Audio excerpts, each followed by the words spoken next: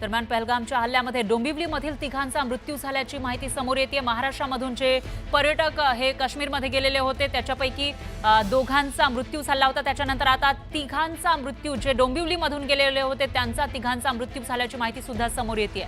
पहलगामच्या त्या हल्ल्यामध्ये डोंबिवलीमधील तिघांचा मृत्यू झाला आहे।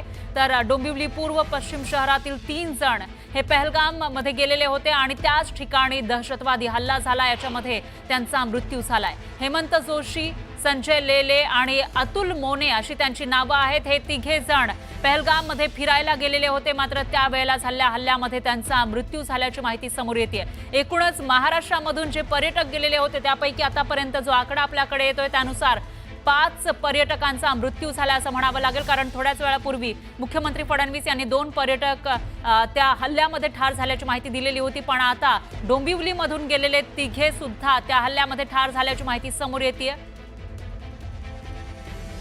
तर त्याच्यामुळे आता एकीकडे 27 पर्यटकांचा त्या ठिकाणी मृत्यू झाला आहे, तो मृतांचा आकडा वाढण्याची भीती व्यक्त केली जात असतानाच महाराष्ट्रामधून गेलेले जे पर्यटक आहेत त्यांच्यापैकी मृतांचा आकडा वाढलेला आपल्याला दिसून येतो। दरम्यान याविषयी अधिक माहितीसाठी आपले प्रतिनिधी अजित मांढरे हे आपल्यासोबत जोडले गेले आहेत। अजित, काय सांगाल, डोंबिवलीमधून गेलेले जे पर्यटक होते 3 पर्यटक या हल्ल्यामध्ये ठार झाल्याचं कळत आहे?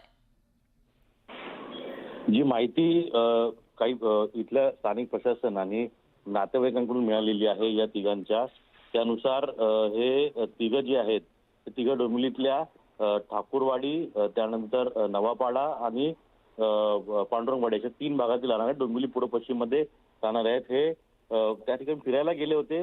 जो हल्ला झाला त्या हल्ल्यामध्ये तिघही गंभीर जखमी झाले होते आणि ते गंभीर जखमी झाल्यामुळे त्यांना शेवटी नंतर दाखल करण्यात आलं होतं हॉस्पिटलमध्ये आणि तिथं त्यांना मृत घोषित केलेलं आहे। ही माहिती आपल्याला त्यांच्या नातेवाईकांनी दिलेली आहे। त्याचबरोबरीने जी यादी समोर जी आलेली आहे ती यादीमध्ये या लोकांची नावं देखील स्पष्टपणे आहेत आणि त्यातून आता नेमकं कशा पद्धतीनं प्रशासन जे आहे त्यांचे मृतदेह लवकरात लवकर घरी इथे डोंबिवलीमध्ये आणतील, त्याचबरोबरीनं या सगळ्या परिवाराचं सांत्वन कसं केलं जाईल, सरकार नेमकं याच्या बाबतीत काय काय काय पावलं उचलतील, कारण का डोंबिवलीमधून असंख्य असे जे पर्यटक आहेत हे दर महिन्याला किंवा दर आठवड्याला काश्मीरमध्ये फिरायला जात असतात, मोठी संख्या असते आणि अजूनही भीती व्यक्त केली जाते की जे जखमी आहेत त्यामध्ये डोंबिवलीतले अजून 4 जणांची तिथं नावं आहेत, पण त्यांच्याबाबत अजून स्पष्टता न आल्यामुळे ही माहिती आपल्याला पूर्ण मिळू शकली नाही। पण अजूनही 4 जे पर्यटक आहेत जे पहलगामच्या हल्ल्यामध्ये जखमी झाले ते डोंबिवलीतले असं कळतंय।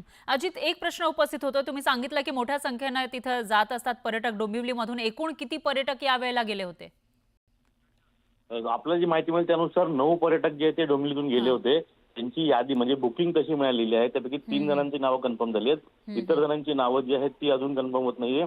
ती लोक गेलेली आहेत, त्यांनी कॅन्सल केलं आहे, त्या हल्ल्यामध्ये ते आहेत, त्यांना ते जखमी झालेले आहेत का सुखरूप आहेत याबद्दल स्पष्टता नाहीये, पण एकूण 8 ते 9 पर्यटक डोंबिवलीमधून गेल्याची माहिती मिळते। निश्चितच अजित, याविषयीची अपडेट आपण घेत राहूया। दरम्यान धन्यवाद तुम्ही दिलेल्या या सविस्तर माहितीसाठी। तर राष्ट्रवादी काँग्रेसच्या नेत्या रुपाली ठोंबरे देखील काश्मीरमध्ये असल्याची माहिती समोर येते। मी माझ्या परिवारासह सुरक्षित असल्याचा व्हिडिओ रुपाली ठोंबरे पाटील यांनी पोस्ट केला आहे। अजित पवारांच्या राष्ट्रवादीच्या आम्ही सर्वजण श्रीनगर, जम्मू काश्मीरला फिरायला आलो होतो। आजचा हल्ला झाल्यानंतर इथले पर्यटक प्रचंड घाबरलेले आहेत आणि आम्ही सर्वजण सुरक्षित आहोत, परंतु पर्यटक एवढे घाबरलेले आहेत की काही काही पर्यटक आजच आलेले आहेत, काही 2 वाजता पहलगामवरनं निघालेले आहेत आणि 2:30 वाजता ही घटना घडलेली आहे। काहींच्या पर्वत आणि त्याच्यानंतरच्या फ्लाईट्स आहेत।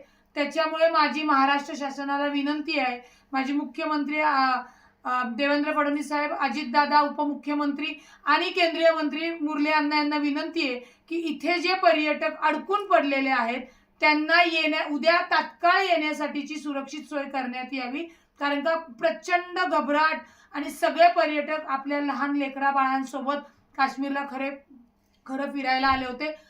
ही घटना म्हणजे काल आम्ही पहलगामला गेल्यानंतर आम्हाला असं कोणतंही वातावरण जी परिस्थिती वाटली नाही, परंतु आजची परिस्थिती ऐकून जेव्हा आम्ही गोंदाला म्हणजे गुलमर्गला होतो, गोंडोलाला होतो, तेव्हा आम्हाला तातडीने सगळ्यांना तिथला परिसर रिकामा करायला लावला। माझी कृपया महाराष्ट्र शासनाला विनंती आहे, जे इथे महाराष्ट्र, कर्नाटक, गुजरात ही जी सगळी पर्यटक जवळजवळ 80 ते 90% आहेत आणि ती इथे अडकून पडलेली आहेत, प्रचंड घाबरलेली आहेत, त्यांना उद्या तातडीने सुरक्षित मध्ये विमानतळावर नेऊन आपल्या आपल्या राज्यामध्ये येण्यासाठीची जी विमान सेवा असेल ती त्वरित तयार करून द्यावी अशी माझी विनंती आहे.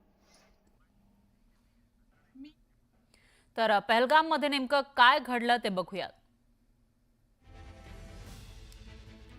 दहशतवादी